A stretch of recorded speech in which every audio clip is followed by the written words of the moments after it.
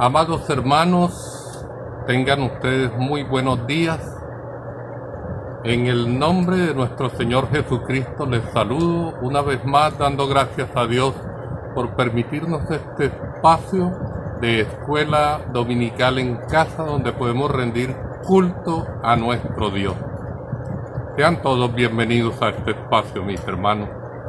Demos gracias a Dios también porque Él nos permite ser alimentados por medio de su palabra.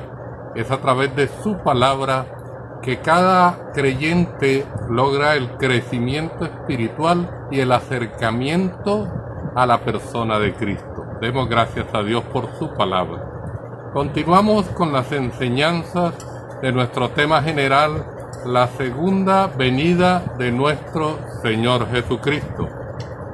Y hoy estaremos desarrollando un tema específico, la segunda venida de Cristo y la preparación de los que le esperan. Hoy la enseñanza será direccionada por nuestro pastor Olger González de la Iglesia El Libertador, quien muy amablemente nos ha permitido editar y usar el video correspondiente a esta enseñanza que ya fue entregada a su iglesia. Así que, mis hermanos, con un oído atento vamos a estar recibiendo el alimento de la palabra de Dios. Bienvenidos a este espacio, mis hermanos. Cristo volverá, todo ojo le verá. Amados hermanos, buenos días. Deseo que Dios les bendiga grandemente en sus casas, a sus familias. Y son bienvenidos hoy para estudiar la palabra de Dios. Y hoy seguimos con nuestro tema de la segunda venida de nuestro Señor Jesucristo. Y vamos a ver la segunda venida de Cristo y la preparación de los que le esperan. La segunda venida de Cristo y la preparación de los que le esperan. Y para ello les invito a leer en el Evangelio según San Mateo, en el capítulo 25, y vamos a leer los primeros 13 versículos de ese pasaje. Entonces el reino de los cielos será semejante a 10 vírgenes, que tomando sus lámparas salieron a recibir al esposo. 5 de ellas eran prudentes y 5 insensatas. Las insensatas, tomando sus lámparas, no tomaron consigo aceite, mas las prudentes tomaron aceite en sus vasijas juntamente con sus lámparas. Y tardándose el esposo, cabecearon todas y se durmieron. Y a la medianoche se oyó un clamor: aquí viene el esposo, salid a recibirle. Entonces todas aquellas vírgenes se levantaron y arreglaron sus lámparas. Y las insensatas dijeron a las prudentes: danos de vuestro aceite, porque nuestras lámparas se apagan. Mas las prudentes respondieron diciendo: para que no nos falte a nosotras y a vosotras, id más bien a los que venden y comprad para vosotras mismas.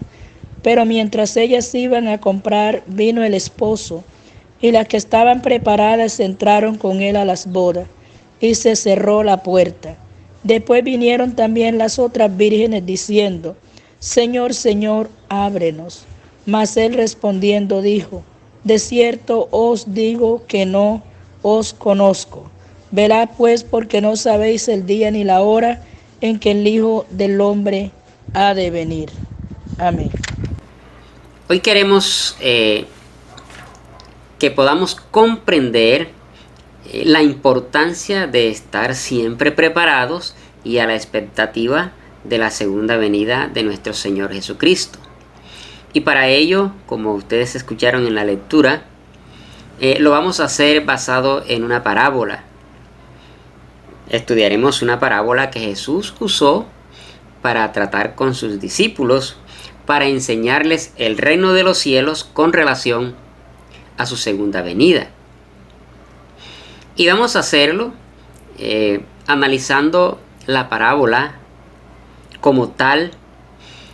Básicamente o normalmente una parábola tiene una estructura tiene un punto central y una verdad espiritual. Y vamos a estudiar esta parábola de esa forma. Una estructura, un punto central y la verdad espiritual de la parábola. Iniciamos entonces con la estructura. La estructura, en este caso, de la parábola de las 10 vírgenes. Y la estructura de una parábola contiene un escenario, una historia de un hecho cotidiano y una aplicación. El escenario se compone de aquel contexto que sirve de base o de ocasión o de causa para narrar una historia. Y en este caso el escenario de la parábola de las 10 vírgenes está en el capítulo 24 del Evangelio de Mateo. Y sobre ese capítulo hemos venido enseñando en estos domingos atrás. Allí Jesús viene hablando de las señales de los últimos tiempos, de su segunda venida, exhortando a sus discípulos para que ellos estén a la expectativa de su reino y de su venida. Y ahora quiere enseñarles a estar preparados para su segunda venida con esta parábola. Todo el capítulo 24 de Mateo es la ocasión o el escenario de esta parábola. Pero también la idea cultural, sucesos del momento, también sirven de base para la ocasión de esta parábola. Como por ejemplo el hecho de la costumbre que tenían los judíos para celebrar una boda matrimonial. Se convierte en el escenario que Jesús aprovecha para enseñar o para una verdad y para narrar una historia. Y dice el verso 1: Entonces el reino de los cielos será semejante a 10 vírgenes que tomando sus lámparas salieron a recibir al esposo. Este término entonces, implica todo el capítulo de Mateo 24. Lo anterior, que es causa de lo que sigue. Así que Jesús quiere enseñar a sus discípulos a conectar el reino de los cielos con los hechos de los últimos tiempos. Y los discípulos de Cristo deben aprender a reconocer y a vivir el reino de los cielos con una correcta perspectiva escatológica, es decir, reconocer las últimas realidades o acontecimientos y conectarlas con su segunda venida. Así que ese es el escenario. Pero ¿cuál es la historia? Y para comprender mejor la historia es productivo conocer el contexto judío en cuanto a la boda matrimonial. Por un lado, nuestra cultura occidental ha invertido las cosas o invierte las cosas con relación al proceso para un matrimonio. Nuestra costumbre es que el novio es quien espera a la novia y la novia se hace esperar. En la cultura judía se daban básicamente 3 etapas para una boda. Primero estaba la etapa del noviazgo. Y como segundo estaba la etapa de una promesa de compromiso que se llamaba el desposorio. Y se hacía con los padres del novio y los padres de la novia. Los padres del novio y los padres de la novia. Ellos hacían un compromiso y a partir de ese momento no se podía disolver ese pacto, aunque todavía no estaban casados. Y como tercero, una vez se hacía el desposorio o el compromiso, el novio se iba para su casa a preparar una morada para su futura esposa. Entonces lo tercero era la boda. Se hacía el desposorio, el compromiso, y el novio se iba para su casa y comenzaba a hacer los preparativos para la boda. Algún día él regresaba a buscarla para vivir con ella para siempre. Como costumbre, unas doncellas, como corte nupcial, esperaban la llegada del novio, que en cualquier momento podía llegar, y ellas esperaban con unas antorchas preparadas para alumbrar el camino hacia la casa del esposo. Ellas con esas antorchas hacían una corte, alumbraban el camino a la pareja hacia la casa del esposo. Jesús dice que 10 vírgenes estaban con sus lámparas o con sus antorchas que salen a recibir al esposo. 5 de ellas las cataloga como insensatas, porque no tenían aceite suficiente en sus lámparas. Pero 5 de ellas tenían aceite suficiente en sus lámparas. Y Jesús dice que al demorar el esposo, todas las vírgenes se durmieron. Y de pronto se escucha un clamor a medianoche: viene el esposo.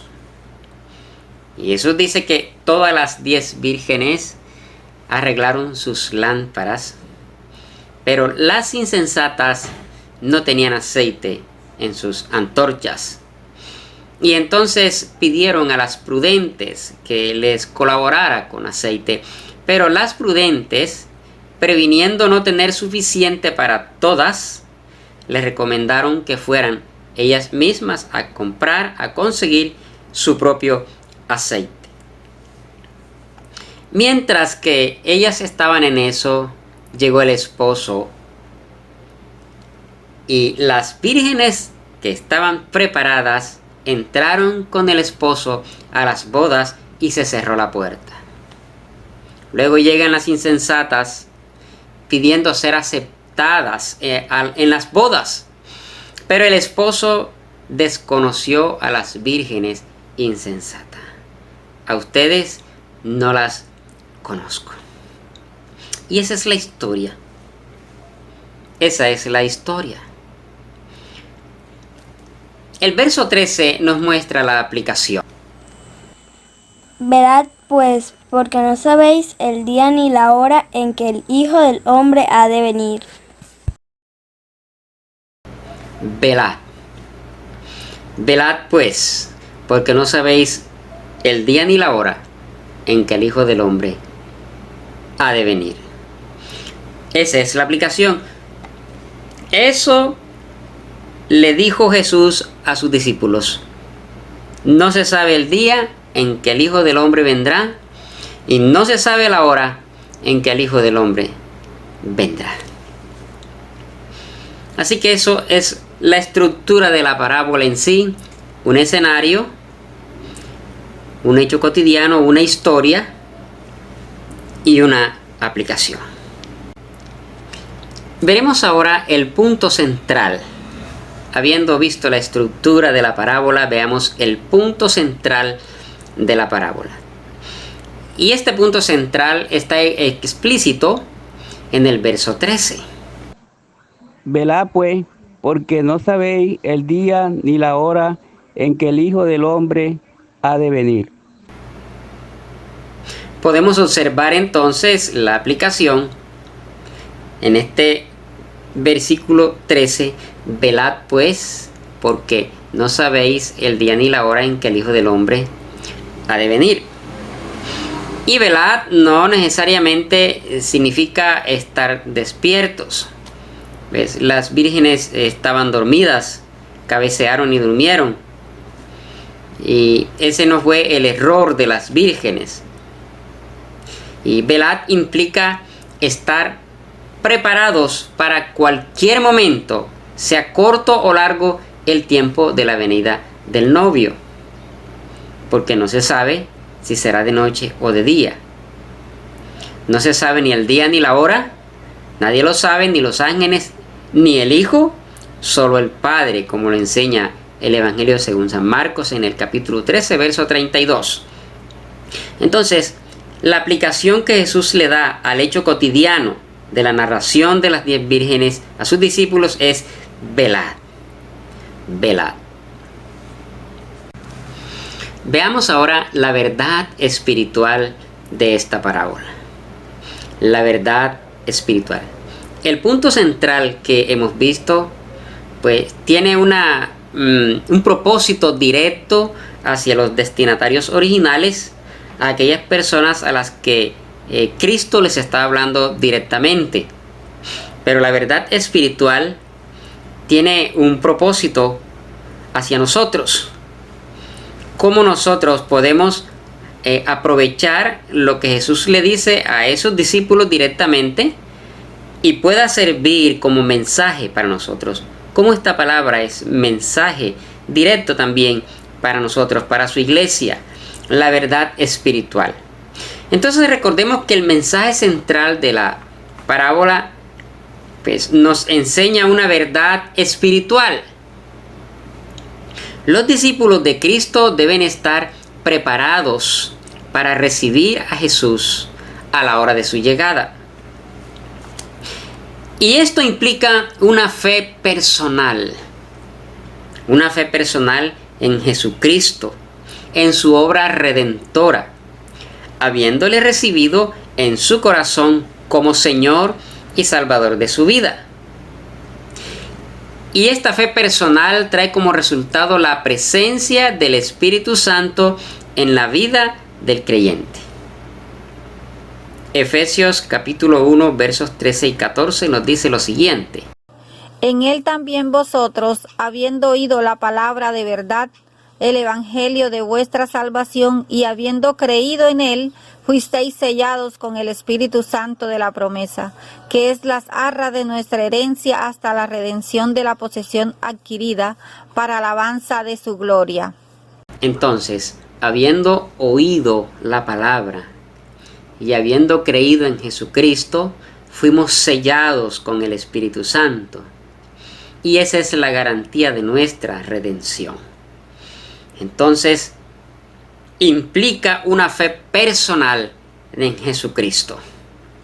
Pero también implica una relación personal con Jesús, que se da por medio de la oración y la experiencia del estudio de la palabra de Dios.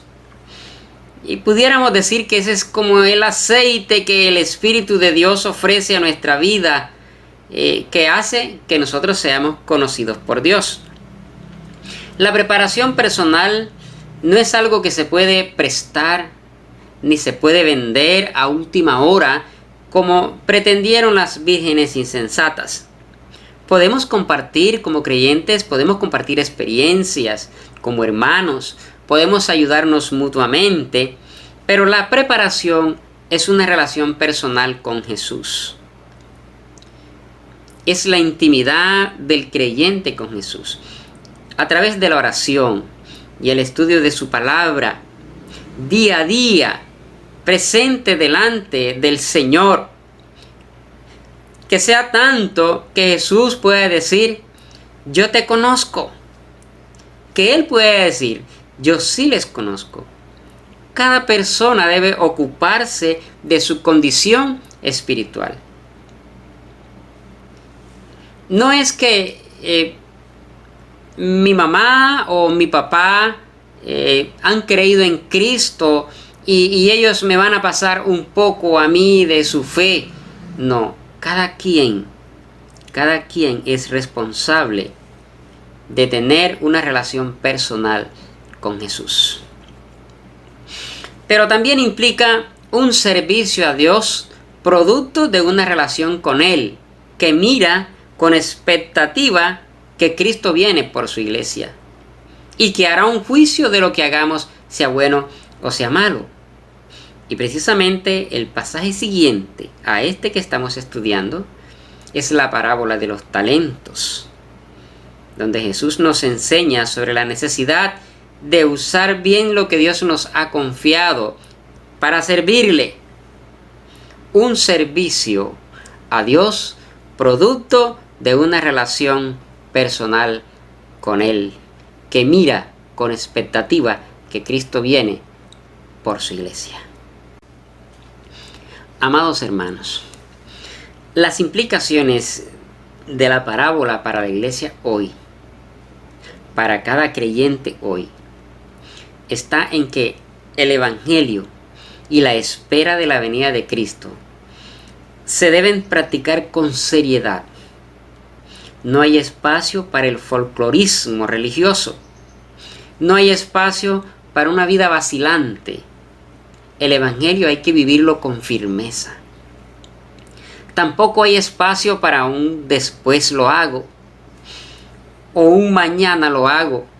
No hay espacio para un mañana oraré o mañana leo la Biblia o cuando salga del bachillerato leeré la Biblia o cuando termine la universidad leeré la Biblia o cuando tenga tiempo yo oraré o leeré la Biblia.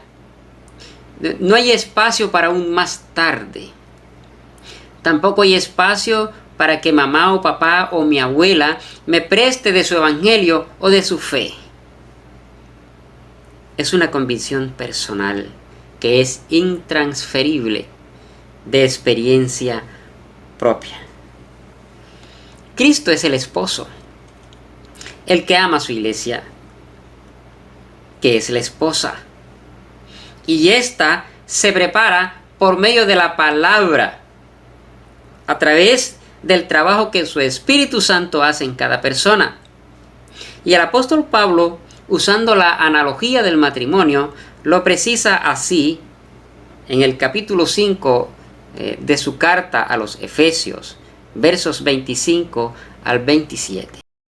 Maridos, amad a vuestras mujeres, así como Cristo amó a la iglesia y se entregó a sí mismo por ella, para santificarla, habiéndola purificado en el lavamiento del agua por la palabra, a fin de presentársela a sí mismo una iglesia gloriosa, que no tuviese mancha, ni arruga, ni cosa semejante, sino que fuese santa y sin mancha. Amados, no hay espacio para un creyente vacilante. No hay espacio para un creyente que tiene en poco a Cristo y a su venida. Hoy, muchas personas claman a Dios. Y muchas personas pretenden ser guiadas por Dios. Pero muchas personas han sacado a Cristo y su palabra de su vida. Y a Dios solo se llega por medio de Jesucristo. Él es el esposo que Dios tiene para su iglesia, para su amada iglesia. No podemos llegar a Dios si no es por Jesucristo. Amada iglesia, el apóstol Pablo le dijo a Timoteo: guarda el buen depósito por el Espíritu Santo que mora en nosotros.